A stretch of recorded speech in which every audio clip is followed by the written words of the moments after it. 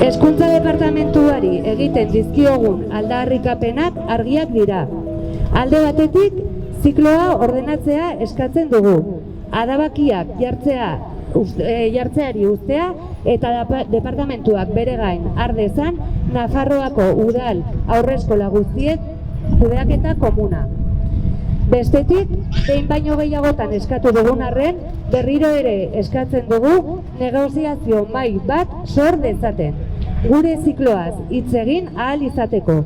Ez baitugu sektoreko langile guztiei ahotsa emateko inolako fororik. Eta azkenik, gure ezinegona adierazi nahi dugu 2 urteko gelei dagokionez. Joan den ikasturtean 3 ikastetxe publikotan ezarri ziren eta proiektu pilotuaren ebaluaziorik egin gabe, aurten 2 eskola berritan irekitzeko egiten ari diren azterlanaren berri izan dugu. Alaitz ikastetxeko eta Eskabako hezkuntza komunitatea familiekin batera mobilizatzen ari dira.